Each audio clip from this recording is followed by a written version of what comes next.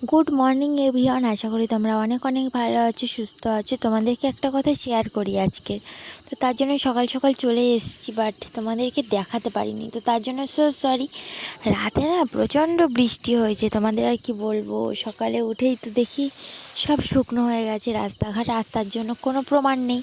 কিন্তু রাতে কিন্তু খুব বর্ষা হয়েছে, কেন জানি না। হঠাৎ মাত্র তখন বাজে 9:30, আর আমরা সবে মাত্র খেতে বসেছি, তখন খুব বৃষ্টি চলে এলো।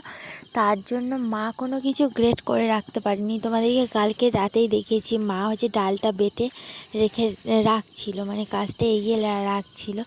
কিন্তু মা জানে যে আমি ভোরবেলা উঠে কচুটা গ্রেট করে নেব, নিয়ে সকালে বড়ি দেবো। তো সেই মতোই কাজগুলো সেরে নেওয়ার মানে প্ল্যান ছিল, কিন্তু রাত থেকে যে এত পরিমাণে বৃষ্টি হলো সেটা আর কি বলবো। প্রচণ্ড বৃষ্টি, সে বৃষ্টির কোনো তুলনা হয় না। মানে হঠাৎ মাত্র বিদ্যুৎ চমকালো, তারপরে বৃষ্টিও হলো। খুব টেনশানও উঠে গেল মায়ের মাথায় যে কি করে কি হবে। আমিও টেনশন করছিলাম, যে আমি বড় মুখ করে বললাম যে ডাল ভিজাও ডাল ভিজাও, কিছু হবে না, রোদই হবে। আর সেই লাস্টে বৃষ্টি হলো। এই মানে আপসেট হয়ে হয়ে খুব চিন্তায় সকালে দেখি রোদ উঠে গেছে। তো এখন বড়ি টড়ি দিয়ে সব চলে এসেছি বাড়িতে। তো অনেক দিন ধরে গ্যাসটাও পরিষ্কার করা হচ্ছিল না, মানে ওভেনটা আর কি।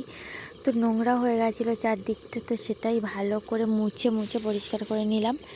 আর পরিষ্কার করে নেওয়ার পরে দেখো চারদিকটা সুন্দর করে মুছে নিচ্ছি। প্রথমে মানে সার্ফ আর জালি দিয়ে ঘষে নিয়েছি, তেল চিটচিটেরা উঠে গেছে। তারপর ভালো একটা কাপড় নিয়ে সুন্দর করে মুছে নিচ্ছি।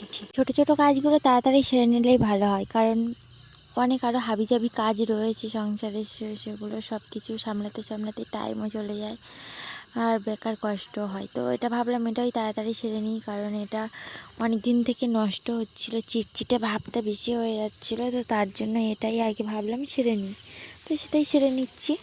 তোমাদের ভিডিওটা কেমন লাগছে প্লিজ কমেন্ট করে জানাতে একদম ভুলে যেও না। আর যদি ভালো লেগে থাকে আমার ভিডিওটা অবশ্যই চ্যানেলটিকে সাবস্ক্রাইব করে দিও, লাইক করে দিও বন্ধুরা। এক পিস করে তো সাবস্ক্রাইব লাইক করতেই পারো, তাই না? আর আজকের আরও কাজবাজ রয়েছে, মা ওদিকে রান্না বান্না করছে। আজকে সব নিরামিষের উপর দিয়েই চলছে, কারণ সকালে একটু বাজারেও গিয়েছিলাম, কিন্তু বাজারে গিয়ে দেখি একটাও মাছ নেই।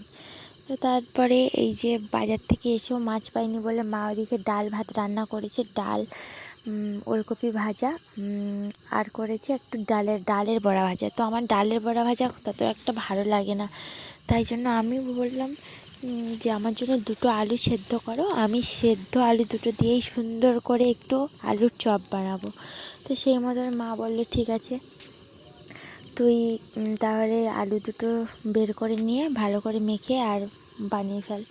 তো আমি সেই মতো আলুটা বের করে নিলাম, নিয়ে পেঁয়াজ, আর ভাজা পেঁয়াজ আর জোটেনি আমার কপালে, কারণ এখন বাজে 11টা, আর স্নানও করব। আজকে প্রচুর গরমও পড়ে গেছিলো হঠাৎ করে, আর ঘেমে এই যে পেঁয়াজ রসুন কেটে থেঁতে নিয়ে আর কাঁচা আলুতে মেখে নিয়ে এই যে সুন্দর সুন্দর আলুর চপ করে নিয়েছি। কেমন লাগছে বন্ধুরা কমেন্ট করো, কে কে জিভ থেকে জল বের করে ফেলেছে সেটাও বলে ফেলো।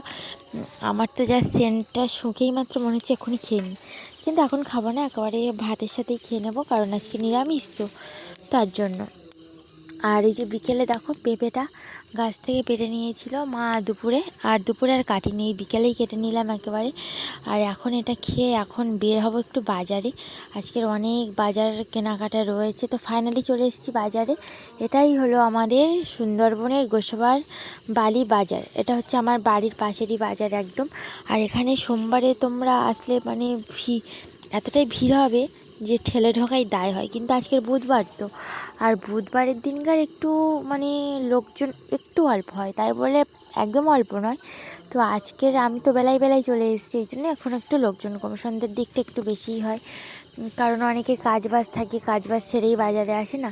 আর এটা এই যে মাছ বাজার, অনেক পার্শে মাছ উঠেছে, চিংড়ি মাছ উঠেছে, ভোলা মাছ সব কিছু। কিন্তু আমাদের পিয়ালির থেকে এই বাজারের মানে মাছের দাম কিন্তু আকাশ ছোঁয়া, মানে ছুলেই তোমার অবস্থা খারাপ হয়ে যাবে।